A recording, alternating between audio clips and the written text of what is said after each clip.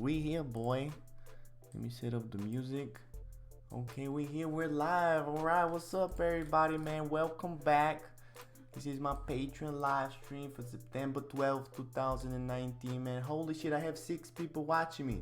I've never had. Oh shit, it just says 9.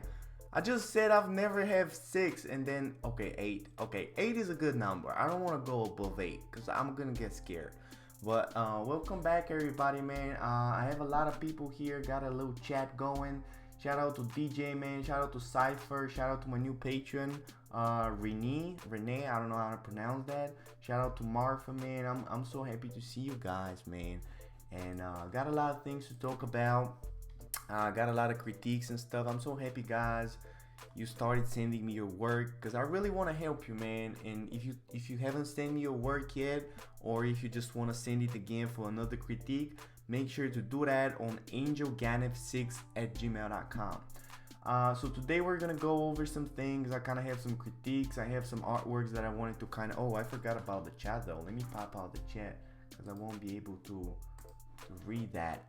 By the way, I know Renee said Renee. I don't know how to pronounce that. I'm gonna call you Renee because it kind of sounds swaggy.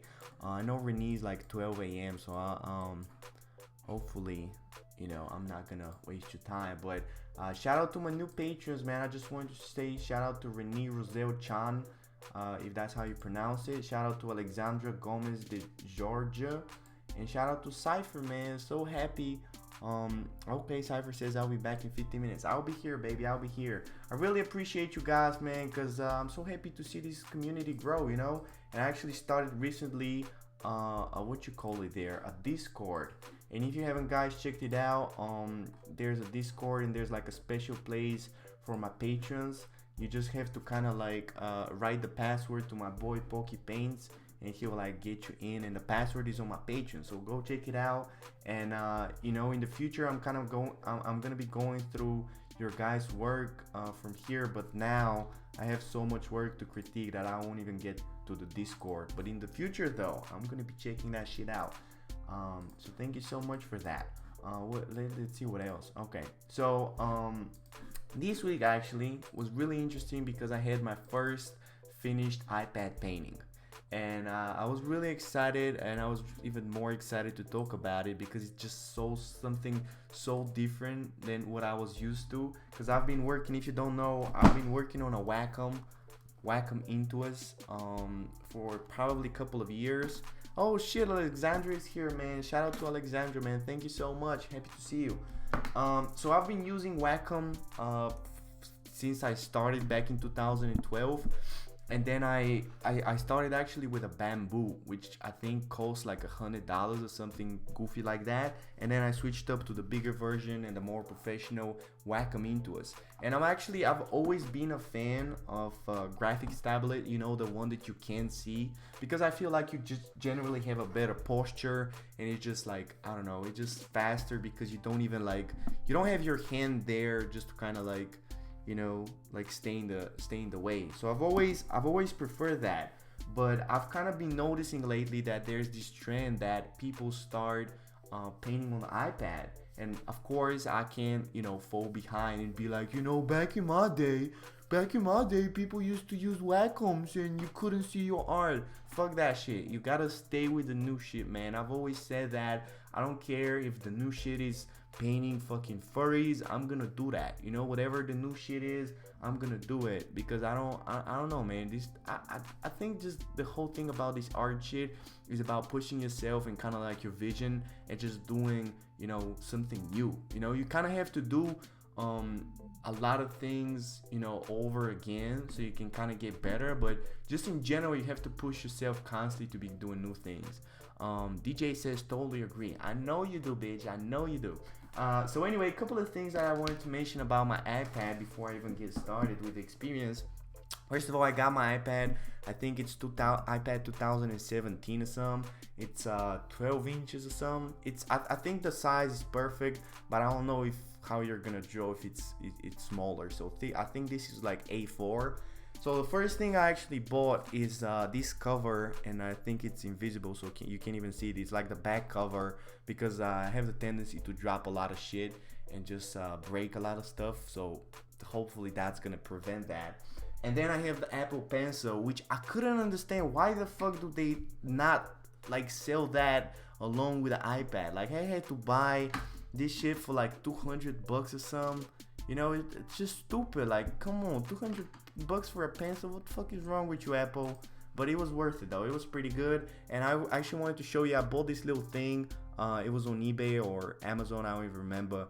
And it's like for a better grip and shit, just so I can like spin the pencil and all this shit. And it actually makes the whole pen a lot heavier. And I saw that because on my Wacom, actually, if you look at the pen itself, it actually kind of gets a little bit fatter on the end. It's easier just to hold it. So if you actually have an Apple Pencil, I'd really recommend you to buy one of these. I think you just have to write Apple Pencil and then just kind of like holder or something on eBay, and then you're kind of gonna find it. I think it's like a couple of bucks, so it doesn't even matter, but you're gonna have to wait for it for like forever because it's coming from China. And then another thing I actually got the other day, and I was so happy, man. This is probably my best fucking investment for the iPad. I actually bought a screen protector because first thing I realized just painting on the iPad, I realized the screen is really good, but because it's so shiny, like it actually prevents you to just kind of get into the flow state because your arm is just constantly, you know, moving and it's actually staying in a place. So I actually bought this screen protector that I wanted to show you because I'm so happy with this product. Thick Armor. I don't remember how much it cost. I think it was pretty, like, I don't know, it was like $20. I don't think that's a lot, but it's also not super cheap. And actually there's like two different screen protectors in here, and the way you do it is you just put it on top. I don't know if you can even see it, but you can kind of see here in the corners there's a protector. And listen, man, this shit improved my whole iPad experience by probably, like, I don't know, like 200%. Like it's so much better now. And just hear that, listen to that. Hear how the iPad, it just really feels like you're drawing on paper. It's so much better. So yeah, that's kind of like the three things I'd recommend you buy. First of all, for the iPad Pencil, then you have the screen protector, and then you have the back protector. Then another thing I'll be using on the iPad is this app called Procreate. You probably know it. I think it costs like $5-10 or something, but it's definitely worth it. I think it's the closest thing to Photoshop. I think it has all of the cool things that Photoshop has, just kind of like put in there. And I actually heard that because I have a lot of people asking me about the brushes for Procreate, and hopefully they'll have an update where you can actually upload you can actually upload your Photoshop brushes. But for now, I'm pretty much just using the standard brushes. I'm gonna talk about them. And I actually downloaded, I bought these Loish brushes because I'm such a big fan of Loish, but I don't know, I can't really tell that much of a difference. I feel like Procreate has pretty good ones. And actually the greatest thing that they have, I don't know if you can see it on the screen. You know what, why don't I just make my face bigger though? So the great thing that they have over here is actually they have them in groups, right? So they have sketching, inking, calligraphy, all of these other things, right? Marfa says that protector is matte. Yeah, it's actually super matte, so it allows your hand to actually like move around. And again, it feels like really like you're drawing on paper. Like it's just totally worth it, man. I don't know, I was just so happy with the product. You can kind of have like, let me show you. Inside you have some things that help you to like put it in place and all this shit. And it's like scratch protection, resist fingerprints. I don't know, man. Check it out. Thick Armor. Holy shit. Somebody would say this shit is sponsored. I've never tried selling something that hard. So yeah, great brushes in Procreate, and kind of like I want to talk about some of the brushes that I'm using in Procreate. I have the standard, I think it's called, let me find how it's called. I think it's called HB Pencil for the sketching I'm using. And then I'm using another Loish brush called Reels. Actually no, it's Bra. It's this one, but pretty much for this stage. Let me remove my face. It's for this stage. So actually on the iPad it's somewhat different. Marfa says, so cool, I hate glossy screen. I know, right? It just kind of stands in the way, and it just makes everything a lot more reflective. So on the iPad, my process is pretty much the same as the Renee says. I have to buy a protector for my iPad. Oh yeah, you definitely have to, because another thing I kind of noticed, because I painted only like a couple of times with my iPad. I think I painted like 3 times and there was already a scratch there, and I was like, yo, I can't afford to scratch my iPad, you know what I'm saying? So the protector is kind of like hopefully gonna prevent that. So my process for on the iPad is kind of similar to the one I have on my PC, but it just kind of has a lot of different brush effects and kind of like some other things that I wanted to talk about. So pretty much the lay-in that I always do is pretty much the same. I'm using like this sort of a hard, sort of a soft, kind of like a mixed brush. And really the beginning, when you're starting out, the great thing about the iPad is when you're holding the pen, you can actually like tip it over and actually draw like that. And I don't know if I've talked about this before, but when I'm drawing with a pencil, I'm not, especially in the beginning, I'm not holding the pen like that. I'm actually holding it like that, right? I'm holding it like that, so it actually allows you to move around and lay things a lot faster. And I should do a whole other tutorial, but that's gonna be another time. For now, I just kind of wanted to focus more on the process. So that's pretty much the first stage that I'll start. And I don't know, on the iPad I feel like using red would just kind of like be easier, because then you need to have a lot cleaner lines. And if you don't have the red, and if you're actually drawing the black lines, when you actually get with the other black lines, you can kind of get confused, you know what I'm saying? So that's why I'm using red. And then for this sketch, I'm using, let me show you which brush. So if you go into inking, there's this brush called dry ink. This is it. Wait, I can't even show it on the camera. Yeah, this is the brush. So it's one of the best brushes that I've seen, not only for inking but just pretty much everything. And it's actually, if you're wondering how I created all these little dots effect, I pretty much created it with that brush. And the beautiful thing about it is, first of all, it's really hard, but then at the same time it has all this beautiful texture.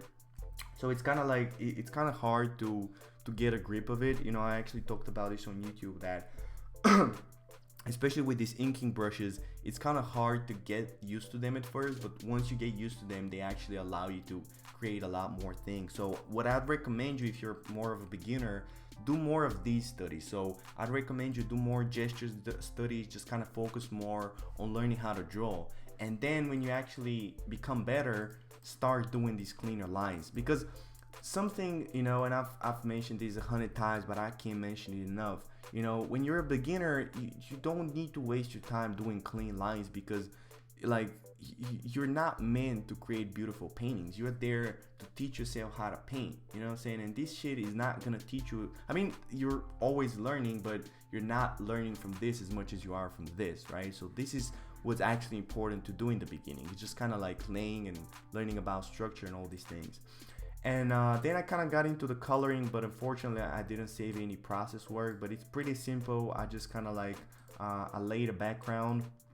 I'm pretty much using the dry ink brush for everything. That's why there's all these beautiful kind of like dots effect. Let me zoom in. I don't know if you can see it on YouTube because the quality is kind of shitty, but it has all these. And by the way, the noise effect on Procreate is kind of a little bit different, I feel, than it is on Photoshop.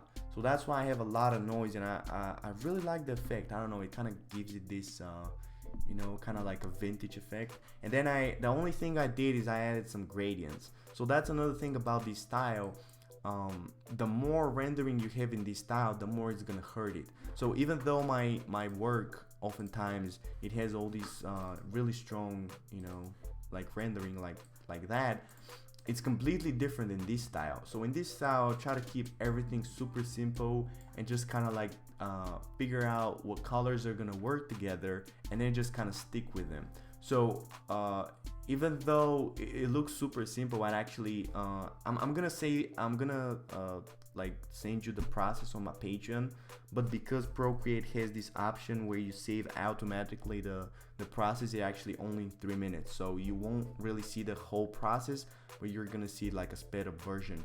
And the thing is, you're gonna see how much time I actually spend picking these colors. So even though it looks super simple, I actually spend a lot of time picking these colors. And that's another thing that's gonna hurt you as a beginner. Like if you're still a beginner, you don't understand anatomy, you don't understand colors, all these things is gonna hurt you just sitting there and picking colors. Like you're really wasting your time. Like you can't be investing that time in learning shit, you know. That's a point I really want to stress.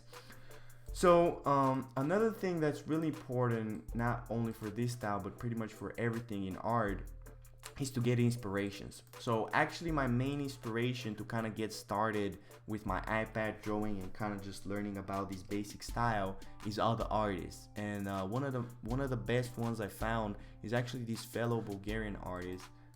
Let me show you her Instagram. She's called Magdalena Dianova.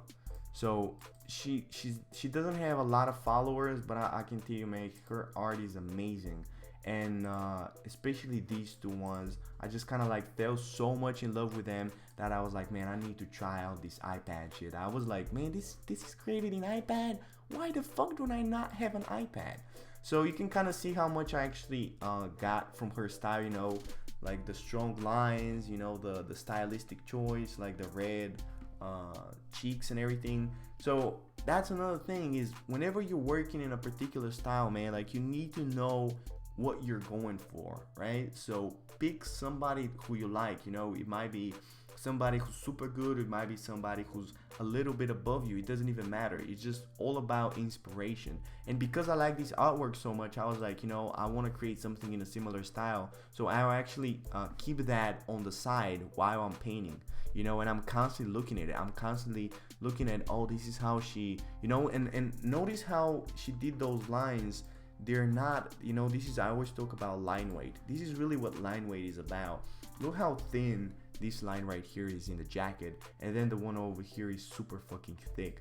See how this creates like sort of a movement, and everything looks unique, you know. It looks a lot more 3D. That's why she can get away with no rendering or no shading at all. Like she just pretty much has this basic shading, which I kind of tried right here in the jacket. You can kind of see how the jacket has a little bit of shading, but I feel like it would just generally hurt that style.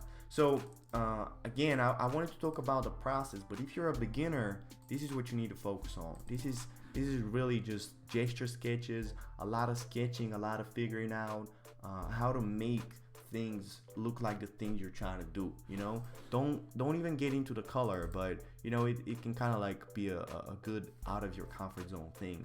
So that's pretty much my process for the iPad. Hopefully in the future I'm gonna use it more. I actually wanted to show you another artwork by this artist that I really got inspired with. And you know what's funny, like I used to really hate these stylized paintings. Like back in the day, I remember seeing them and I was like, man, what the fuck is this shit? Like, where did you get this? Fucking a cartoon or something? Like, I want to draw realistic portraits. But I've now realized, you know, there's a whole lot of aesthetics and beauty and all this shit in these styles. So really, I've kind of fallen in love with them. And if there's some advanced people watching this, I actually recommend you to kind of try switching up your style, you know. I'm a big believer in that, you know, just because you're good at something doesn't mean you should do it forever, you know. Like I'm mostly known for my traditional sketching portraits with the fucking colors and all this shit. Like I've done these color paintings, colors in Photoshop that I haven't even done a tutorial, but I will soon though. I've done it so many times that I'm like, man, it's whatever, you know what I'm saying? So if you actually end up doing something so many times, it actually gonna kill you, you know. The thing that's actually made you, you know, this color lighting thing that actually made most of my followers and all this shit, if you keep doing it, it's actually gonna be the one thing that people are gonna leave for, because you don't push yourself, you know, you don't experiment with different things. So there's a really subtle balance where you can kind of have to stick with one thing to become really good at it, but then you also have to experiment to push yourself.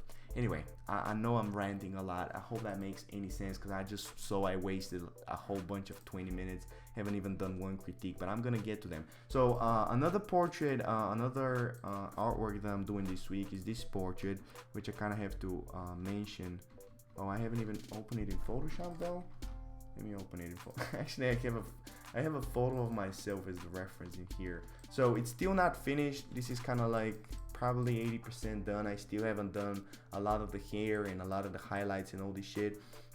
So this is the reference that I picked, and I really liked, you know, and I've always told you, man, when you're picking a reference, you really need to know what you like about this reference. So a couple of the things I really liked about this reference is just generally the mood, the colors, the lighting, you know, kind of like the look that she's giving you.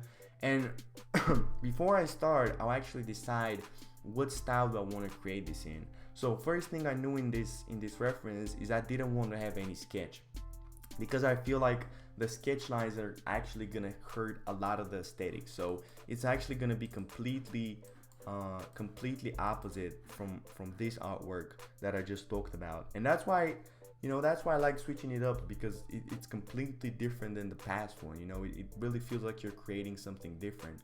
So I decided that for this artwork, you know, I've talked about 100 times about my messy painting technique, but actually for this one, I felt like, because it was so smooth and everything, I feel like actually the messy painting technique is gonna destroy a little bit of that. So I've created a lot of portraits where they're really with messy backgrounds and all this stuff, and I guess this one kind of has a messy background as well, but I felt like I should, you know, build it up with softer brushes, and that's what I did. I actually started working with I mean, I have sort of a messy background, but nothing too crazy. So this is pretty much what I started with. This is the first background layer. You know, it's just a bunch of blues and kind of like a little bit of purples and green. DJ says, so this is your answer to me wanting another self-portrait? Nah, man, I don't know. I've talked about this. I'm not really big on self-portraits. Like, I'm so egocentric, fucking self-centered that I never feel like I can paint myself good enough. Like, I've actually painted this picture. I don't know if you saw it like a couple of months ago. And I don't know, man. I don't like self-portraits because, like, I never feel like it's good enough. You know what I'm saying? So I'd rather, you know, paint other people. But I actually put up this reference because I had this idea about the painting kind of like having some things just kind of flowing, and I actually wanted to draw a little bit of shadow. Maybe now that I'm thinking about it, I should probably make that shadow a little bit darker just to kind of like push it more, because right now it looks like a mistake. It looks like I made a mistake there. But anyway, so I started out with this background, and then I just directly got into painting the face and the proportions. And actually, it's completely different from, I mean, it's not completely different, but it's different from my messy painting technique, because I'm not going for any crazy texture, right? I'm more going about just creating the mood of the piece. So I have 4 different colors. I mean, I guess it's 4. I was gonna say the rose kind of like is a more bluish thing, but it's pretty much like this. And it's really important when you're working in kind of like more of this hard round, kind of like a mood portrait, you really need to bring down the colors to like 3 or 4, even though she has these crazy, you know, squares in here that I actually ended up doing, and there are a lot of colors in there. If you actually look at the core, there's pretty much blue, skin color, and then there's white, you know, and then there's like shades of blue. And something really important that I think I've mentioned before is that there always needs to be one color that's the main color, you know, like that just kind of holds the whole vibe of the piece, especially in these portraits. Like when you're working in this style, you know, like a more stylized line art piece, it's more about the aesthetics and it's more about, you know, the whole lines and everything. But in this style, it's more about what does this painting say to you? Like, how do you feel when you look at it? So that's why it's really important to have one, you know, one color that just kind of holds everything together. And let me show you other examples of this. So in this one, it's obviously the blue color. You know, you can kind of see even in the hair, she has like a lot of blues, and you know, she has the coat. Even there's a lot of blues here in the shirt. So that, and for example, this one, you know, was purple. For example, that's pretty bad example, but even in this example, even though there's a lot of colors, still the main color is pink, you know, even though the background is kind of like purplish, it's pretty close to the face color, you know. And when you know that main color, you can actually, you know, work around it. And every time you're wondering whether you should add a color, you have to be thinking, does this work with the main color? So for example, in this one, it was kind of like more of a greenish yellowish, and then in this one, it was more of a green cyanish, right? So actually, when I was working on this painting, I was thinking more about, does the skin color work more with the background and not the opposite? And I feel like that's a big mistake that people do, is they feel like the skin is the most important thing, you know, and they're like, well, skin is this color and now I have to choose the background color. And that's how you kind of fall into this trap of creating the same piece over and over again, because you feel like every skin should be the same. And the thing about skin is that it's completely different in different situations. For example, look at this skin right here.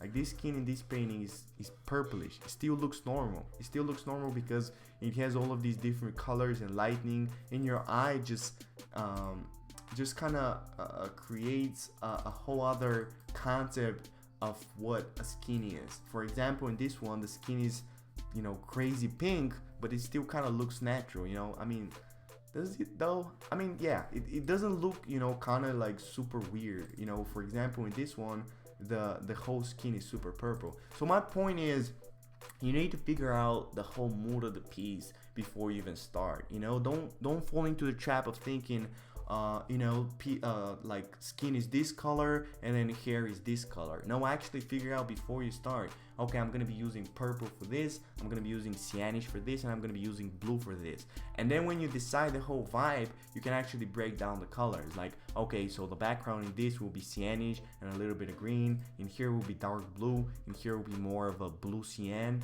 And then when you have the background, and you have to decide which color in the whole piece is the most important one. I mean, not color, but kind of like plain, you know what I'm saying? Like, because in this one, for example, the most important thing is the background and the lightning.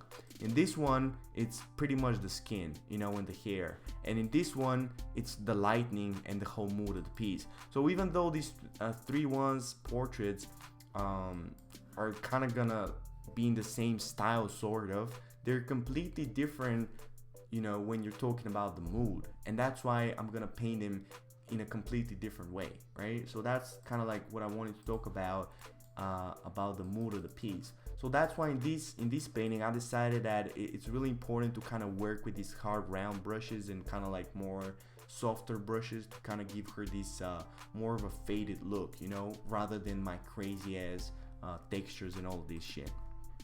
So that's pretty much what I started with, just kind of like breaking down the skin. I made sure that, you know, when you're picking the main skin color, it has to be working with the main background color. So again, even though there's gonna be, look how many different colors I end up adding on the face, there's still this main skin color, you know. Everything is gonna revolve around this.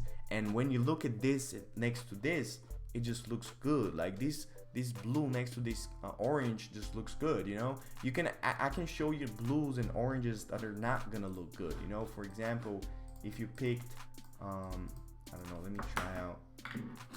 If you pick this and then you pick something like that, actually that looks pretty good.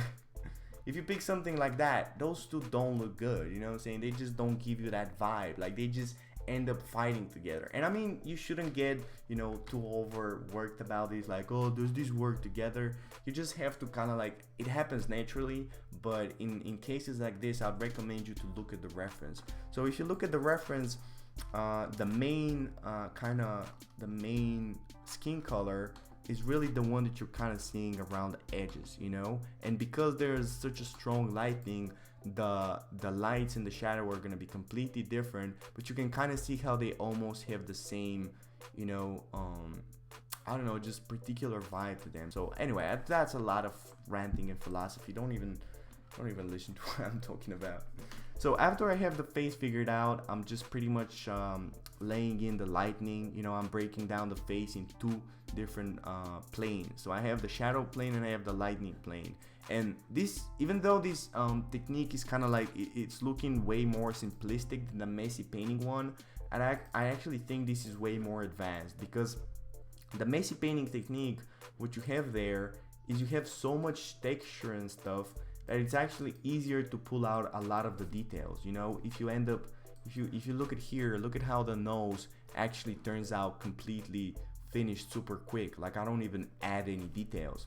And in this style, actually you have to build up everything, and that's why it's beautiful, because it looks so soft and everything is built up. But the problem is you have to spend a lot of time rendering, and a lot of people ask me like, how can you finish, you know, this in like 2 hours? And the reason is because it's so messy, you know, you don't really need any details. But I'm pretty sure I still haven't finished this painting, but I think I've already spent like 4 hours. So I haven't even finished this, and it's already like twice as long as this, you know what I'm saying? So this style is even harder than the messy painting technique, but you know, it always has its pluses and minuses, you know what I'm saying?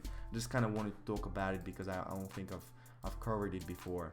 So I'm pretty much working, as much as I hate the hard round brush, I feel like it's still kind of like, it has its own charm, you know what I'm saying? So I'm using, even though it doesn't really have any texture, I'm still using the brush to its full potential, right? So if you look at the head right here, look how I painted the hair in just like 3 simple strokes, right? Let me show you this. So actually, let me pull it up in Photoshop. Somebody says, DJ, what's your average time then? Well, it really depends. I don't think I really have an average time. I think, I don't know, I have 3 to 6 hours. You know, it really depends on the artwork. Sometimes, you know, sometimes I spend a lot of time thinking about the design, like particularly in this artwork. Sometimes it's just completely, you know, going in. Like for example, in this one, I thought a lot about the, you know, how the colors are gonna work together, but I was still just completely into the zone, and I was just pulling out different brush strokes for the background. I was just going insane, you know what I'm saying? You can kind of see how there's completely different textures and stuff. So I don't think you should really trap yourself in this whole concept. Renee says 2 hours, that's fast. Yeah, I know, that's pretty fast, but don't compare yourself, you know, to other people, because you're just gonna suffer. You know, I've painted for like 5-6 years. I mean, let me show you my previous work. Yeah, I used to paint these kind of like more realistic portraits. I think that's, what year is it? So 2016. So 2016, I was drawing more of a realistic style, you know, a lot of weird textures and stuff. I'm not a big fan of that. And I used to spend probably like 8 hours, you know, so I've really cut down my time to like 4 times, you know. Now I end up doing it, I mean, not 4 times, probably like 3. Let me show you something that's kind of like in a similar style. I think that's in a similar style. So I ended up cutting my time by a lot, and also creating what I think is a lot better skin with a lot more, you know, transition. Actually, you have my face, you can't even see that. I think I've kind of improved my colors a lot more. I've improved my proportions and everything. But the thing is, you know, again, don't get worked up with the details, because I don't think you should even look at your time. You know, it's more about, do you think that the time you spent on this artwork is worth it? Because you can spend fucking 20 hours and you can learn a whole bunch of shit. I mean, you can spend like 2 hours and you can learn a whole bunch of shit, but then you can also spend 20 hours and not learn anything. You know, it's more about, you know, how much did you learn from this rather than how much time you spent. Because really, again, the whole concept of this whole art thing is to get you better. You know, if you're not learning anything, you know, what's the point? DJ says, I only asked because my friend joined the server and he asked me to ask you. Oh, okay, that's cool. Yeah, so I think my average time now is probably 3 hours. Sometimes, you know, for my fantasy paintings, like the Jody Senior Style Challenge, I end up doing a lot more because, you know, I need to kind of like develop the character. So I think in this one, probably spent like 6-7 hours. So I spent 3 hours just kind of like coming up with the pose and everything, and then I spent 3 other hours just kind of like painting it.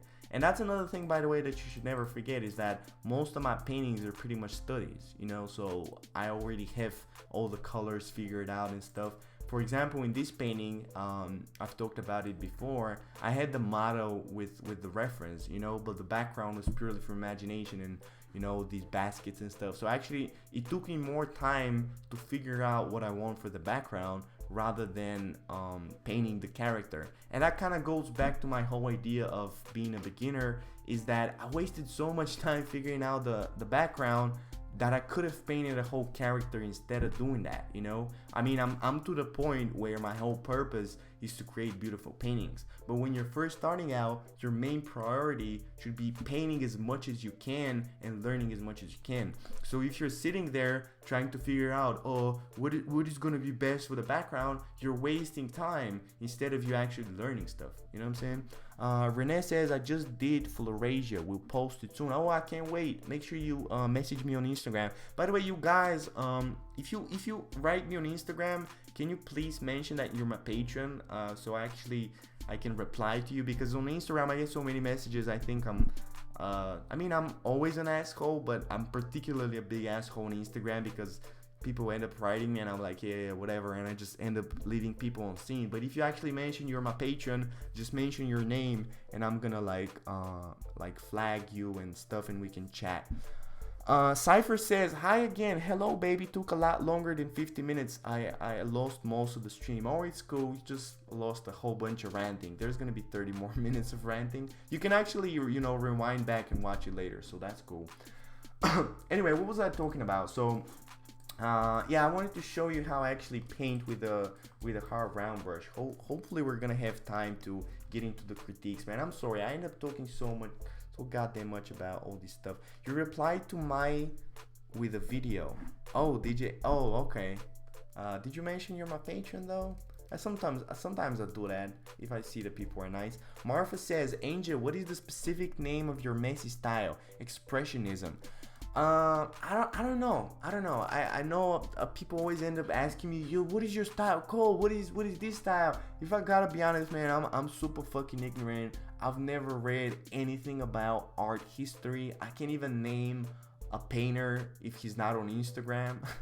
Like, I know this sounds really bad, but I don't know any art painters. I don't know any styles. I don't know shit, man. I'm just here to fucking paint.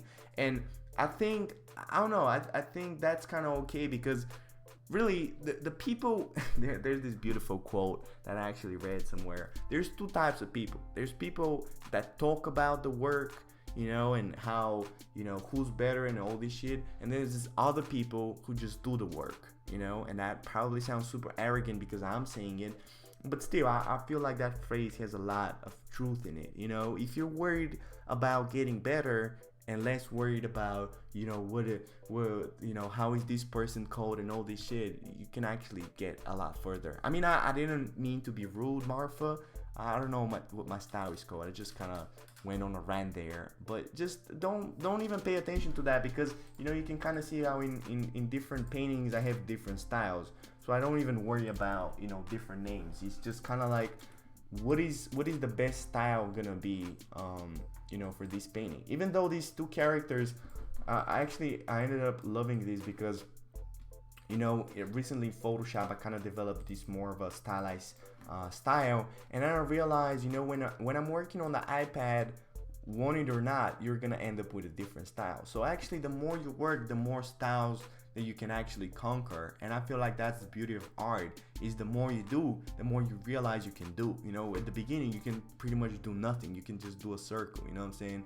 So just focus more on first learning the basics, just kind of learning how to paint, and then focusing on pushing yourself and not putting yourself in a box. You know, I want you guys to realize that you can do anything, man. Don't fucking listen to all these people. Oh, you have to draw this. You gotta be, you know, a realism and blah blah blah. Just paint whatever the fuck you want to paint, man. This what this is about.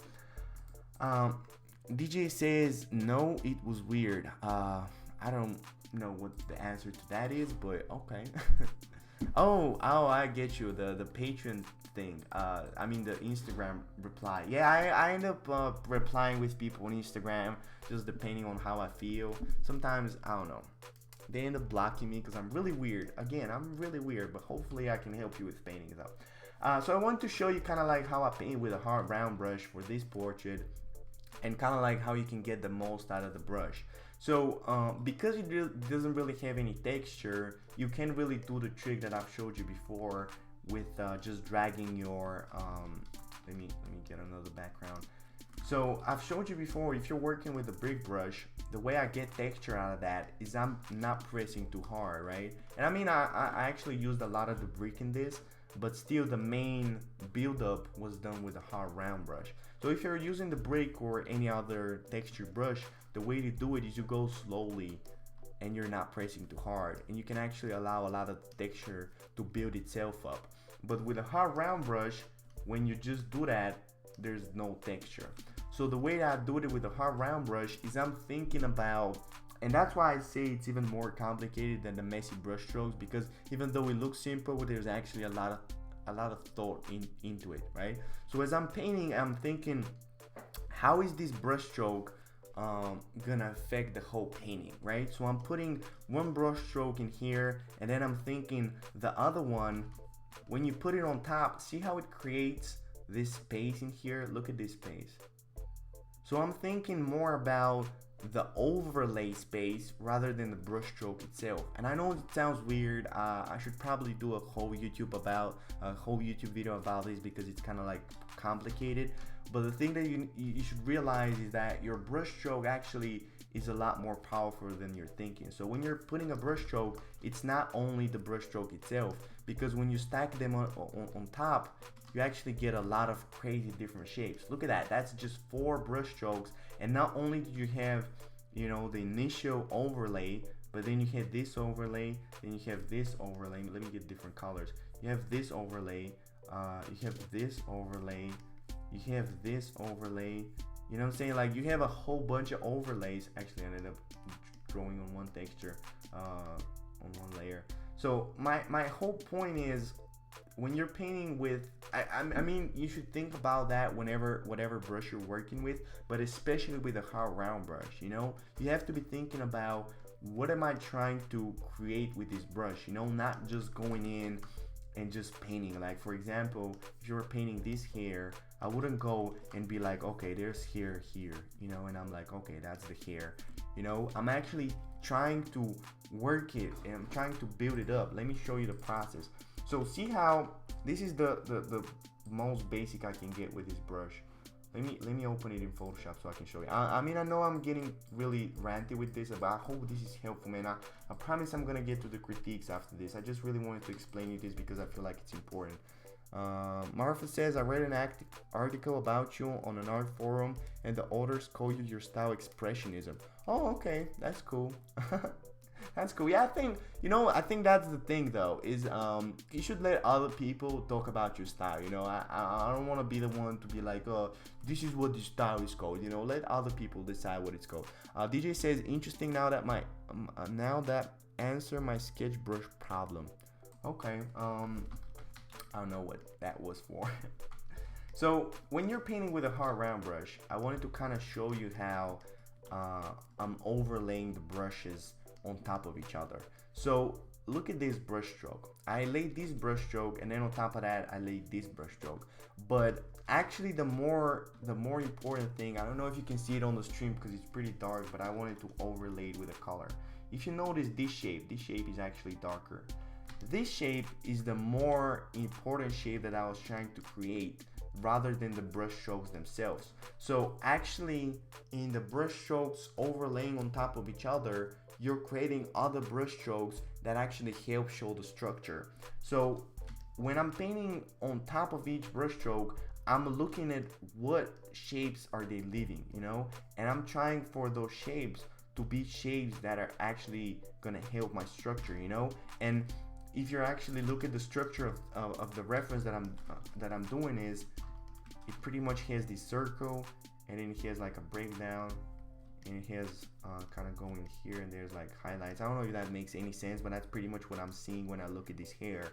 You know, even though it's straight, it still has a lot of structure in it, and I'm trying to explain you how you can show that structure with just basic brush strokes. So again, I wouldn't advise you to do that if you're a beginner, because if you're a beginner, you actually need to go there and understand that. You know, you need to go in. If I was a beginner, I advise you to actually go in with a sketch and actually break it down. You know, be like, okay, there's gonna be a shape in here, there's gonna be a shape in here. But because I'm not wasting time with a sketch, and again, I felt like a sketch would actually hurt this painting, you know, because I'm trying to create something more beautiful. But again, when you're a beginner, you shouldn't be worried about beauty, you should be worried about learning, you know.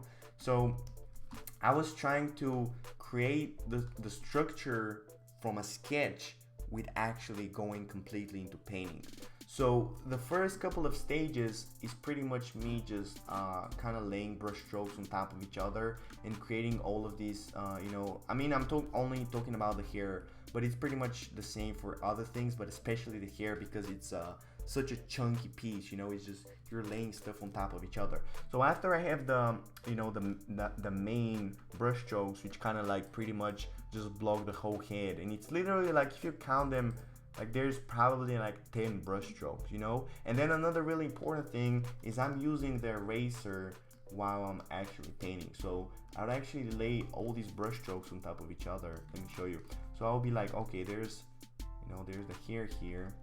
I mean, that looks really bad because I don't have anything underneath it, but when I'm painting that, I'm actually sculpting out each brush stroke with the eraser, right? So I'm pushing all the energy that one brush stroke can give you. You know, I'm trying to get the most out of it. I'm trying to shape it out. You know, I'm not wasting any brush strokes. I'm not being like, oh, let me just paint the hair like that and not even think about it. You know, I'm trying to make every brush stroke count.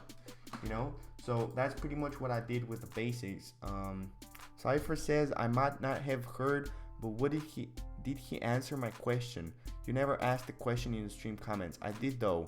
I don't want to repeat myself. Okay, let me find your question. It sucks. This would be my favorite. Oh, I can't see the question though. Cypher, can you please ask it again? Because I can't really find it. Maybe it was on the Patreon. I don't know. It sucks. This would have been the first Patreon stream I'll be able to watch live. Cycle home. No, I can't see it.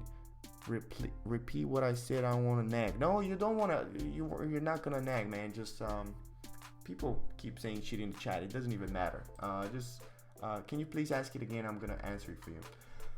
So actually, after I have the brush strokes, I go in with the highlights, and it's actually something super counterproductive to what I usually say, because I'm always like, you know, make sure that you're leaving the highlights until the end. And that's another reason why this style is even more advanced than the painting brush stroke, than the messy brush stroke. But what I'm basically trying to do in here is I'm trying to break down the whole plane using the highlights. So even though sometimes the highlights are super not important, you know, they're just there to kind of like, you know, make everything a lot more glossy and stuff. There's certain occasions like this portrait where the highlights are actually super important and they show you the whole structure, right? Cypher says, I just asked about how you submit art for a critique on a live stream. Oh, okay. So yeah, you just have to send it on my email. So my email is angelganif6@gmail.com. I'm gonna write it in the chat. So you send them there, and I'm gonna critique them for you next week. Actually, you know what? Let's get to the critiques, man. I've been talking for 50 goddamn minutes, man. I'm sorry. So that's pretty much my, you know, the process for this painting. I had a lot more stuff to talk about, like the different colors and textures and stuff, but maybe I can talk about it next week. I'm sorry. I'm gonna get to the critiques, man. I promise. See, I was just born to talk shit, man. I don't know. I just enjoy it. So let's see. Let's start out with Rose, because I ended up forgetting her this one time, and I don't want to forget her again. So let me open up the folder. So last time I had Rose's work. She was working in traditional. watercolor. I told her that I don't really have any experience with watercolor, but I'll still critique her works. And I told her that for landscapes like that, it's more important to focus on the composition rather than anything else. So she actually took my advice and she created more interesting compositions, because her previous pieces was just super flat. They were really symmetrical, and I'm so glad that she took my advice and she started creating these more interesting compositions. So I really like this one. It's kind of like a more dynamic piece. I kind of wanted to show you how you can create it, make it even more dynamic, and I wanted to show you an exercise that can help you a lot. So the first thing about this artwork that I wanted to show you is, every time you're drawing a sky like that, you need to have depth. You need to show, did I say that right? You need to show that the sky is going somewhere. And actually, I don't know how you do that in traditional, but in digital, there's this great trick. That's why I work mainly in digital, man. There's this great trick that you can do with perspective. So you press Control T, and then it opens up this transform tool. Cypher says, how many drawings should I send? Probably just couple of them. You know, it doesn't hurt. You can send all of them, and I'm just gonna choose the one that I feel like are gonna represent your portrait. But pretty much just send your favorite ones.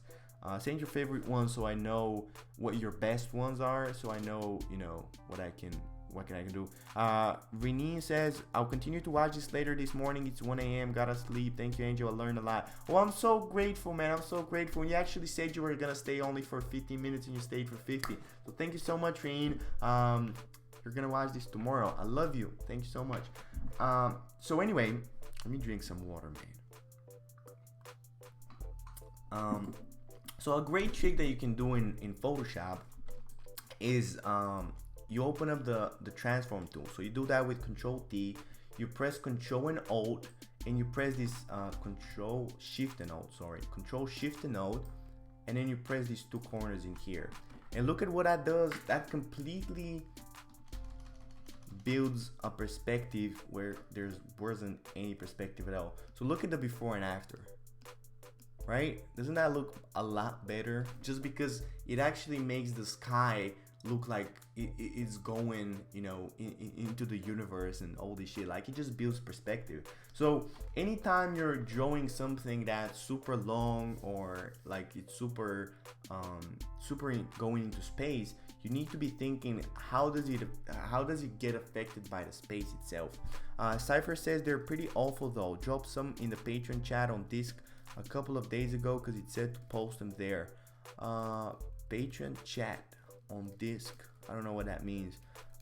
Nah, it doesn't matter, man. Like, I don't judge, you know. Even if you're a complete beginner, I still feel like I can help you. So just send me your artworks and I'm gonna check them out. And just please do it on the email, because I get a lot of messages in a lot of places, and I feel like the email is the best place to reach me. He's slowly moving there. What does that mean? Anyway, let me get focused on these paintings though. Oh, Discord. Oh, yeah. All right. I'm sorry. I'm a complete beginner in Discord, so I don't even know what that means. Disc. Yeah, I'm gonna check the Discord, but for now, I feel like if you really want to get critiques, better to send them on my email, just so I can kind of like see them clearly, because the Discord is kind of gonna get confused. So what was I talking about? The perspective of the sky. Yeah. So if you actually look at the sky, it's not flat, right? It actually doesn't, the perspective of these lines isn't like that. It's actually going into space. And the best way to show that is to think about the perspective. And the perspective of the sky is actually gonna be like that. So imagine as if the clouds, you're sitting down, the clouds are above you, and they're actually opening up in front of you, right? They're almost trying to fall over your head. You know, you're trying to represent that effect. Let me show you. I think I have some artworks in that similar style. Cypher says, okay, gotcha, thanks, I'll stop bothering you now so you can focus. Oh no, it's not a problem, man. I just get really I get really weird really fast if I try to focus on a lot of things. But yeah, send me your works and I'm gonna critique them, and I'm gonna give you advice and all this stuff. So hopefully that helps. So that's a pretty good example for what I wanted to show you, but it actually has the reverse perspective. Let me see if I actually have something with the sky.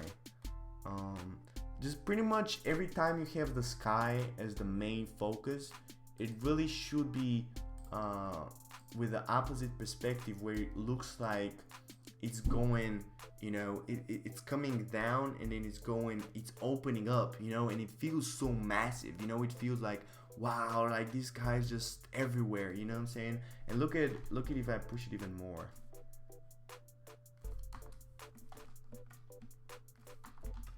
Again, the trick that you can do in Photoshop: Control T, Control Shift Alt, and then you press on the two little squares that you have on the side.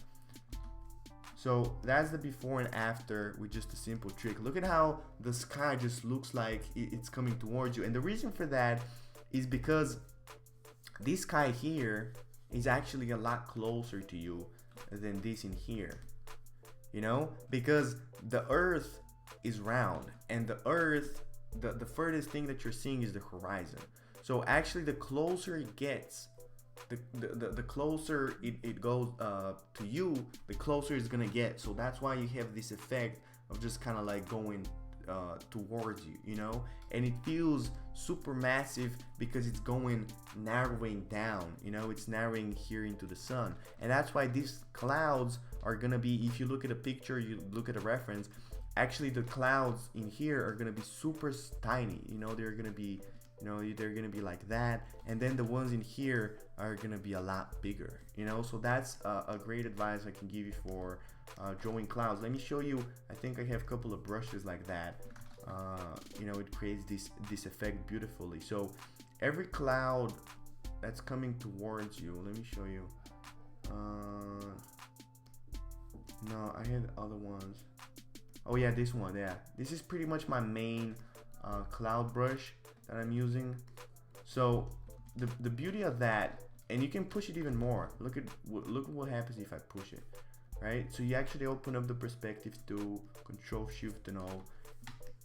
Look at the before and after, just the perspective tool. Look at how that on the top looks like it's gonna fall over you, you know, and this looks like it's actually further into the horizon, you know. So that's one simple trick that you can use for the sky.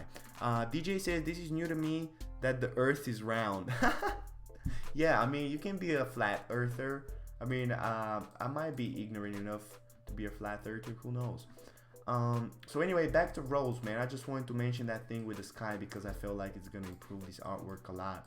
But it's pretty much true for anything that you're drawing, you know. You have to be, I mean, in landscapes, every time you're drawing a landscape, you need to be thinking, you know, where is this going? Is it going that way or is it going that way? Because if you're drawing everything super flat with straight lines, it's actually gonna look boring, you know. That's why a lot of landscapes look super boring, because they have this flat perspective. They don't even have a perspective, you know. So Rose, I recommend you to kind of apply that rule and thinking about that the clouds that are going to be up are actually going to be bigger, and as closer they get down, because they're going into the horizon, they're going to get smaller.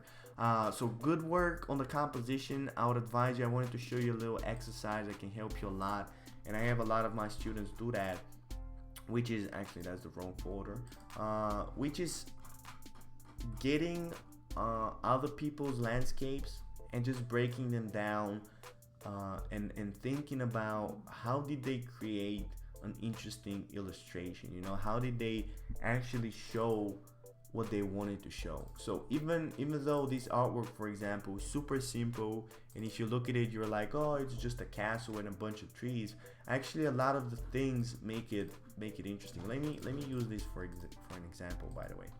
So Rose, I just wanted to mention this for your artwork here. Even though, you know, it has some action in here, and the river or the beach is actually going that way, I kind of like that, you know. I like the idea that, you know, it's not straight, it's actually going somewhere. But every time you're drawing a composition, you shouldn't be only thinking about the one thing, you know. It's like, oh, it's just going that way, you know. You need to be thinking, how can I bring it back? How can I bring it, you know, towards something that I want the to show the eye, you know. And I feel like a big mistake that you did in this artwork is you tried to make everything go that direction. So even these clouds, even the mountains are going that direction, and actually you don't have anything that's going the opposite direction. So it feels really skewed, you know. It feels unbalanced because everything is going that way actually, you know. And if you look at professional artworks and professional illustrators, actually that's not a good example for showing a lot of stuff going other ways, but still look at how balanced this is, and at the same time it's chaotic, right? So you have this castle here. First of all, it's in the rule of thirds. So if you look at if you break it down in thirds, you're gonna have the castle being not in the center, but actually it's gonna be on this third, you know, which of course naturally just makes it more interesting to the eye. So that's the first thing. It's not in the center, it's closer to the third. And then you have this bush actually balancing a lot of the composition. You have this bush actually, because if look at what happens if you don't have this bush right here.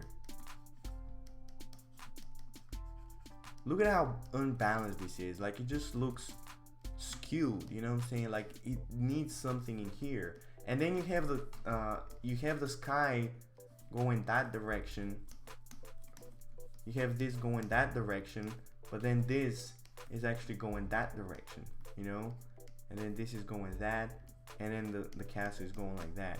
You know what I'm saying? Look at how interesting this is. You know, it's like a lineup. And again, this is probably not beginner shit, so I don't think you should even overthink this, but it's just something to be aware of, is that every time you're creating a composition, it should have a balance. And a great book that I can recommend you, I think it's called Framed Ink.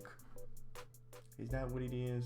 Drawing and Composition for Visual Storytellers. Yeah, so download this book, Framed Ink. I don't know if you can find it on the internet, if you can, like, you have to buy it, but it's great, and it's gonna explain all the rules and all the other shit. So I hope that helps, Rose. Let's get to other people, because it's been an hour. I have to finish the live stream, but I have so many people to talk about. Anyway, who's next? I think it's DJ, by the way. DJ, are you still here, my man? I'm gonna be talking about your artwork. Where did I even... Oh, okay. Yeah, so I have DJ next, man. He's sending his works. We have him right here. He already has this beautiful style, man. He has this pretty stylized style, and the feedback that I've written down for DJ is great style, but what are your goals? And I think that's something super important for a lot of beginners and a lot of intermediates, is what are you trying to show with this style? Where are you trying to go? Because if you're not doing, you know, for example, anatomy, or you're not going through the basic, you know, just structure and gesture and all these things, if you're going directly with the style, you actually can develop a lot of those skills, which is totally okay if you're just doing it for fun, or, you know, you want to work in forever in this style. But I feel like if you want to really grow as an artist, you should probably go back and learn all of the, you know, quote unquote boring stuff. But I've kind of realized lately that a lot of people are not as, you know, as crazily obsessed as I am about, you know, just getting the best and all this shit. And maybe you're just doing art for fun. So if you're really just doing art for fun, it's like your hobby, I don't think there's anything wrong with that. And in that case, I'd recommend you to actually look at a lot of other artists that are gonna have a similar style and try to copy them. And for example, in this artwork, I kind of like how the dude has, you know, like, it shows certain type of a character. You know, he's doing that. He kind of has like a more simplistic, no shadows kind of thing, and I feel like the background totally ruins it. So that's another advice from for you, is decide, are you gonna be completely stylistic, or are you gonna be more painterly? You know, if you're gonna be more painterly, you should probably start doing black and white studies. If you actually want to stay into the color, you should probably not do. You should probably not be doing any shading at all. DJ says I'm crazy like you.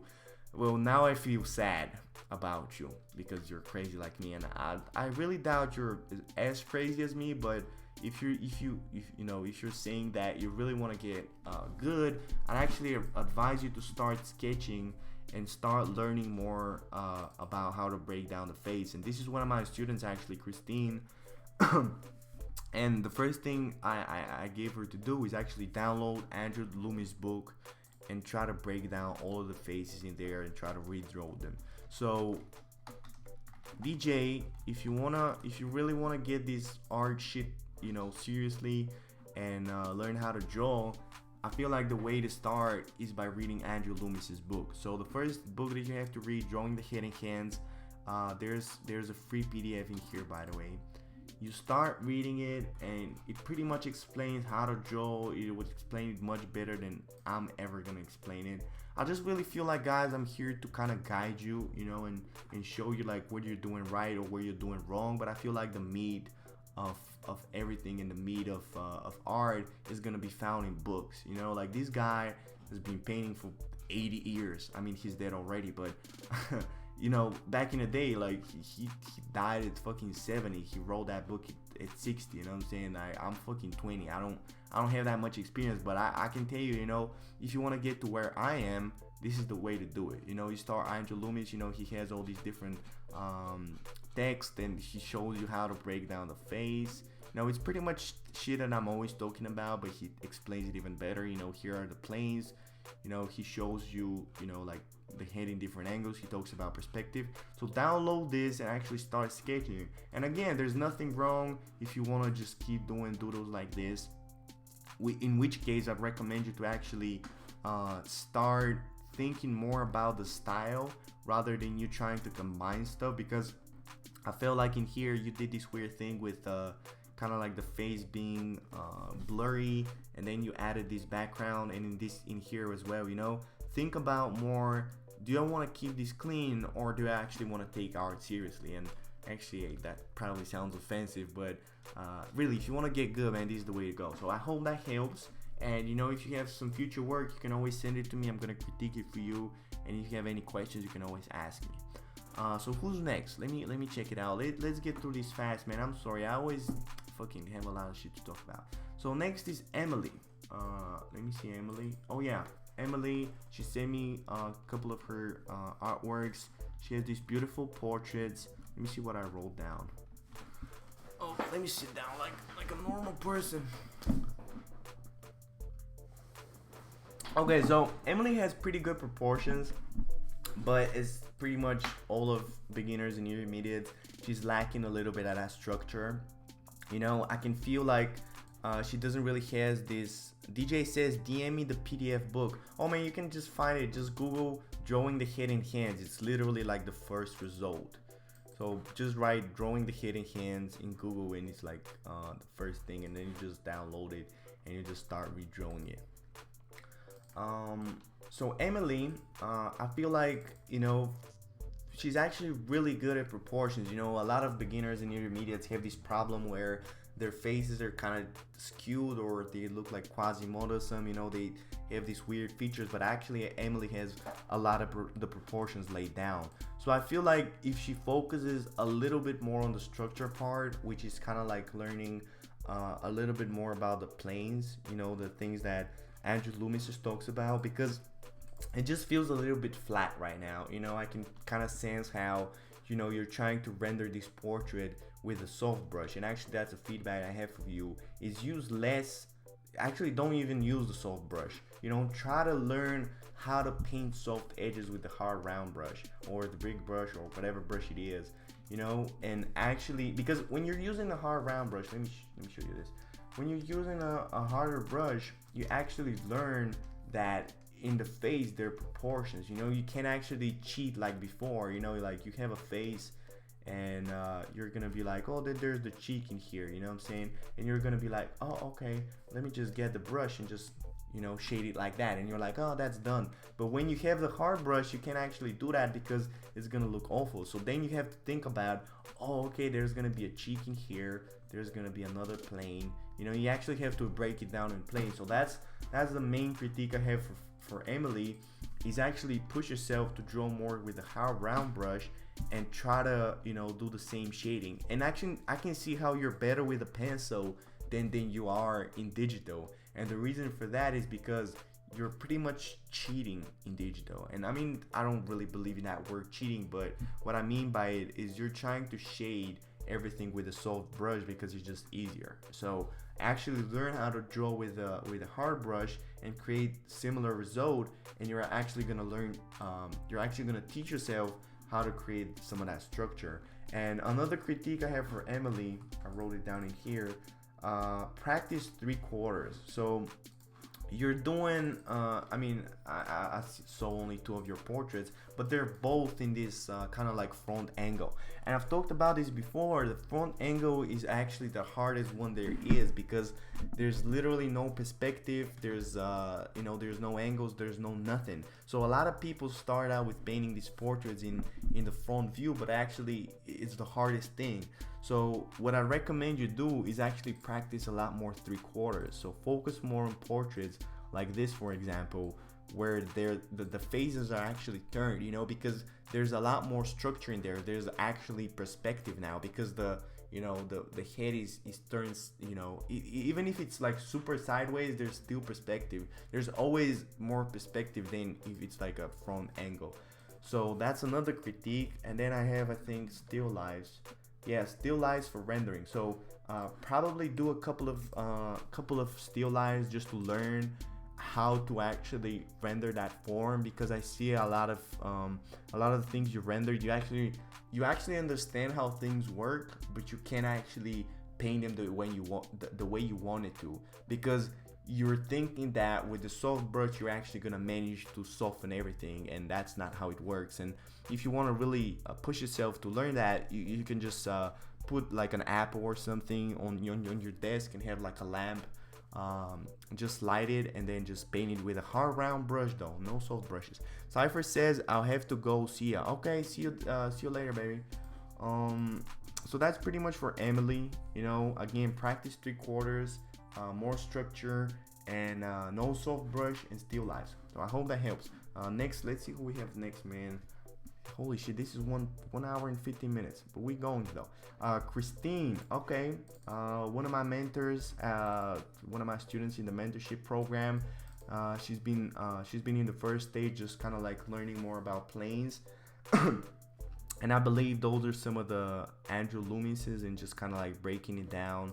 Actually, I recognize this reference in here. And just generally, great sketches, Christine. I just a couple of things I wanted to mention. Let me open this up.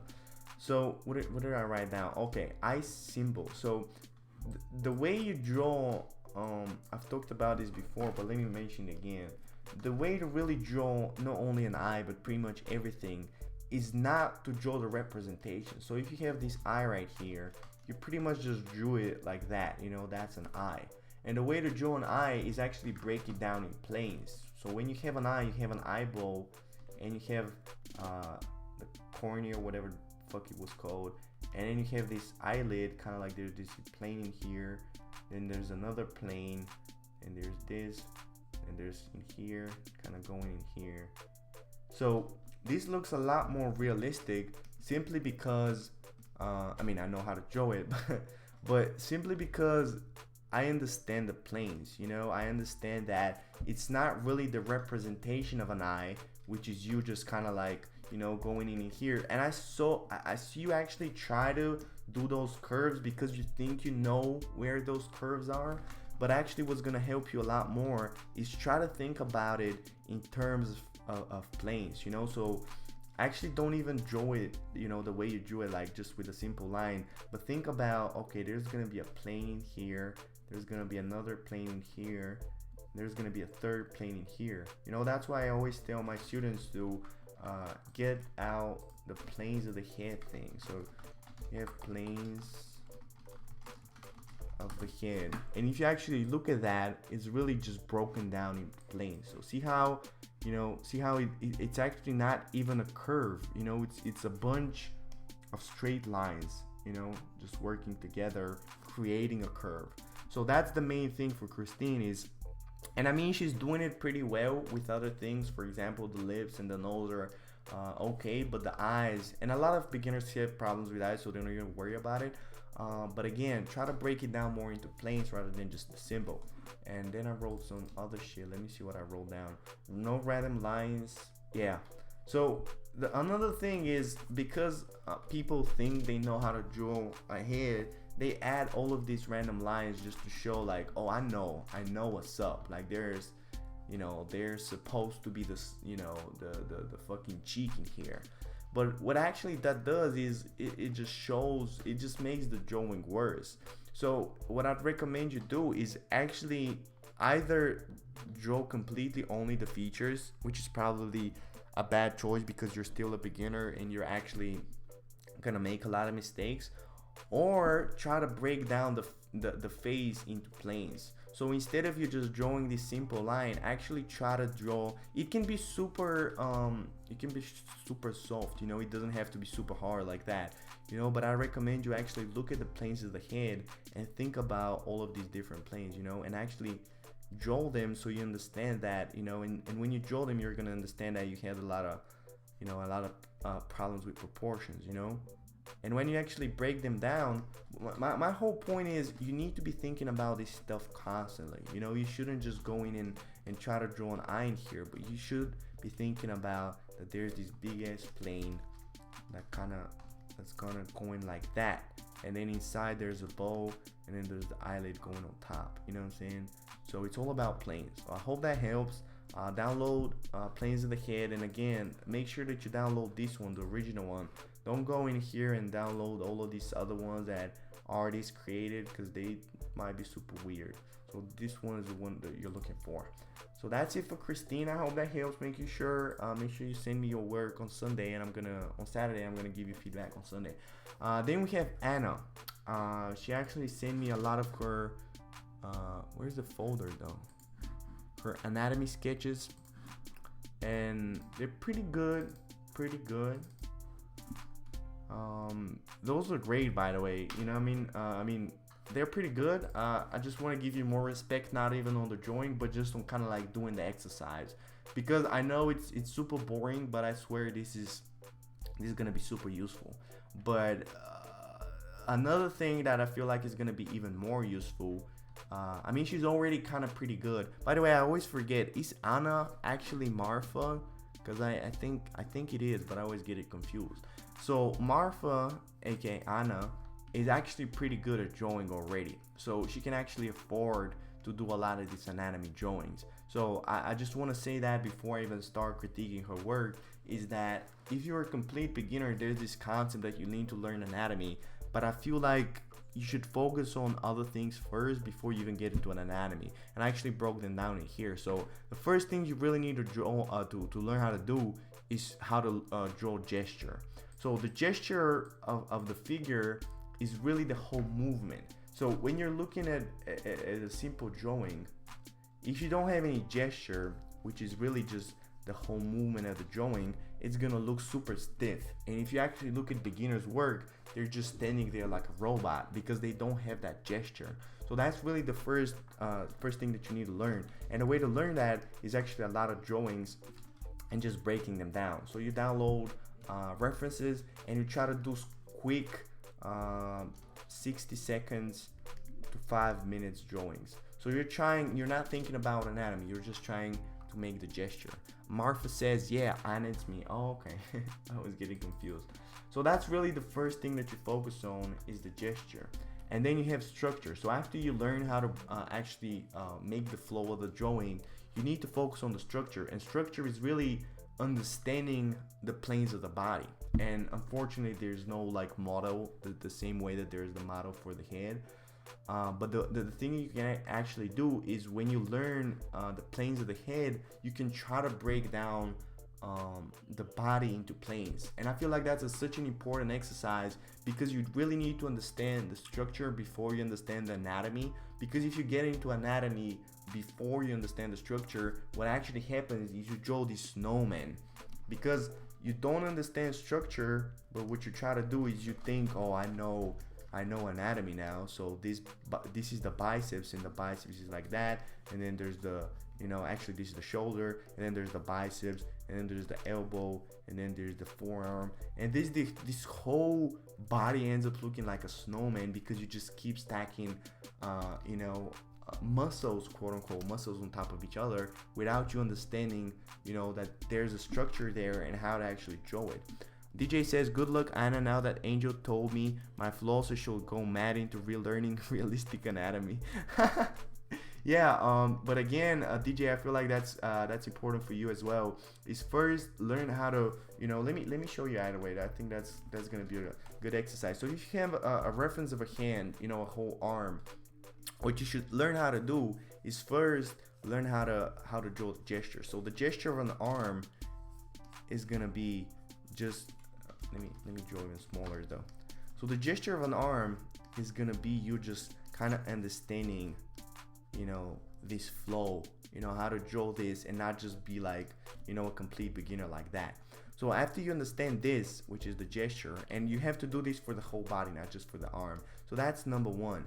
Then you have number two, which is structure. So after you understand how to create the movement, you need to understand how to break it down. So you have to understand that there's going to be 3 planes.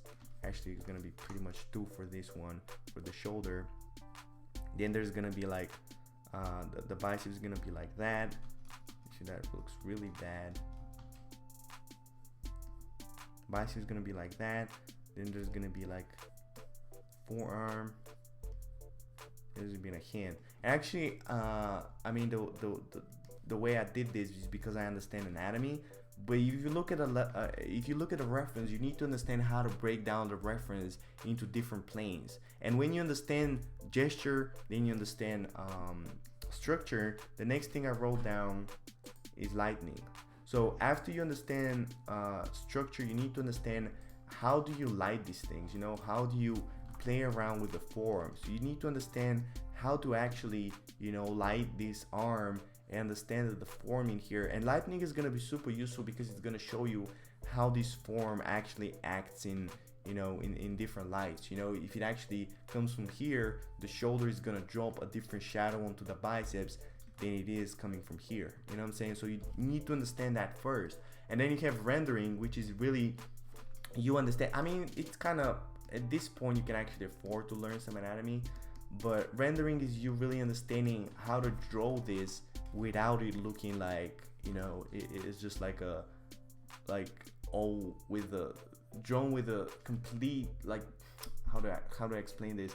The thing that happens is, if you're a complete beginner, and Anna is definitely not a complete beginner, if you're a complete beginner and you just go directly into anatomy, everything looks stiff, everything looks wrong. Even if it's completely right, it looks wrong because you're a beginner and you don't have any of these things that I mentioned, which is like gesture, structure, lightning, rendering.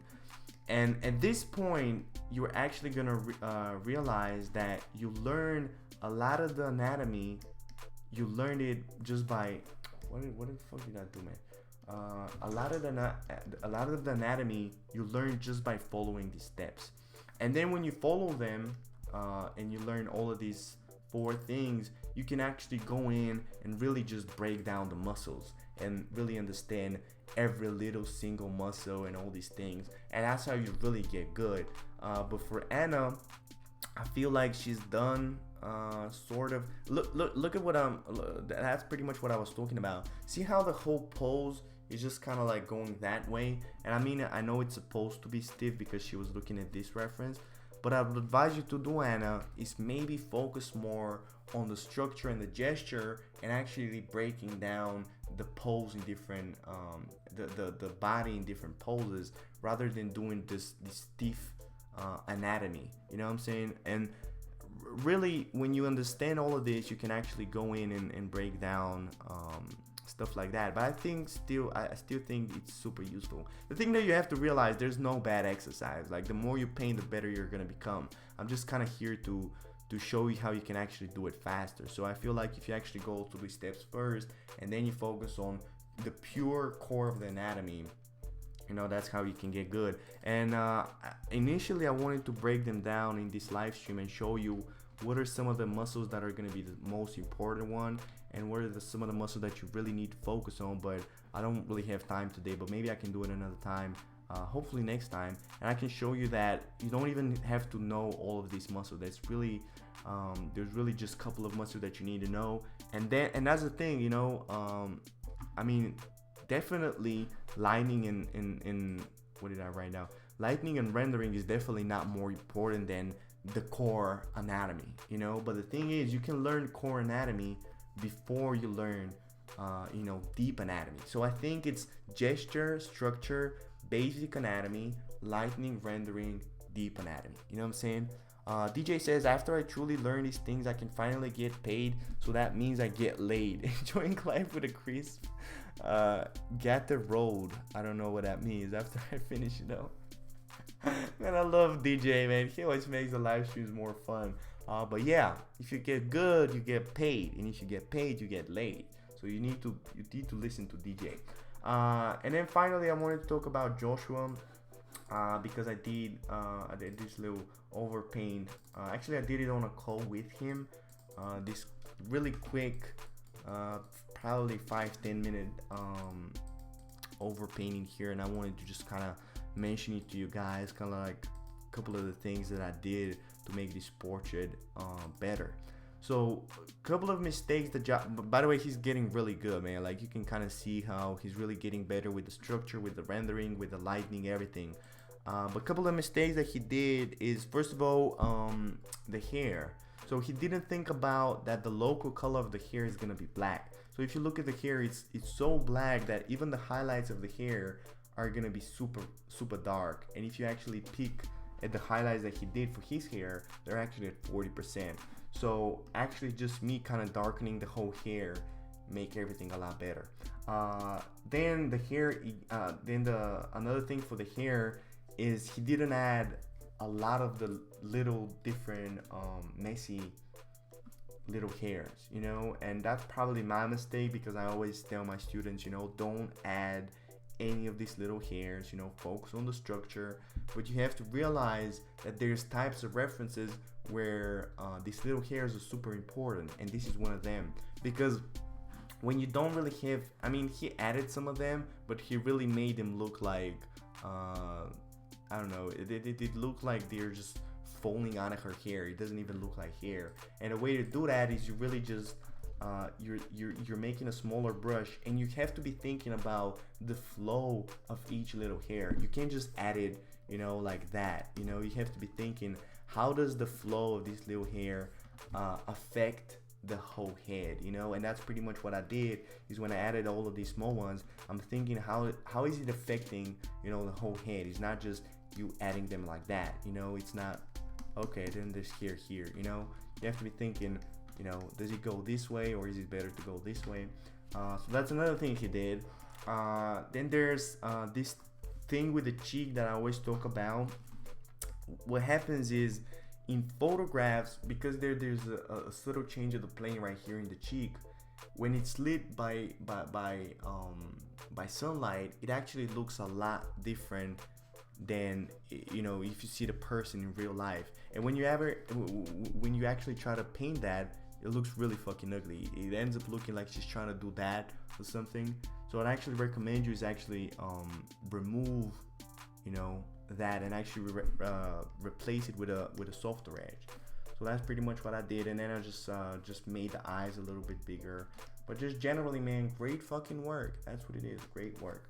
So that's pretty much everything and everybody for today, I think. Holy shit, 1 hour and 30 minutes, man. I've never done such a long live stream. Alexandra says Gatedore is a sport drink. I'm sure you know it. Oh, really? Gatedore. I don't think I've heard of it. Let me Google that. Gatedore. Gatorade. Oh, it's actually Gatorade. Oh, Gatorade. Oh, dude. How can I be so fucking stupid? Oh, Gatorade. Of course I know that, man. I'm fucking... Okay, that was the most epic fail, but I like kind of Gatadore better, right? Hey, let me get a Gatadore. It sounds kind of like a Italian drink. Oi, let me get a Gatadore. It's fuego. Isn't actually fuego in Spanish? Okay, that's enough of me showing how ignorant I am. This is it for today, man. Thank you so much, everybody, for joining. I hope it was useful. We learned how to pronounce Gatorade. We learned we learned other things like anatomy and you know.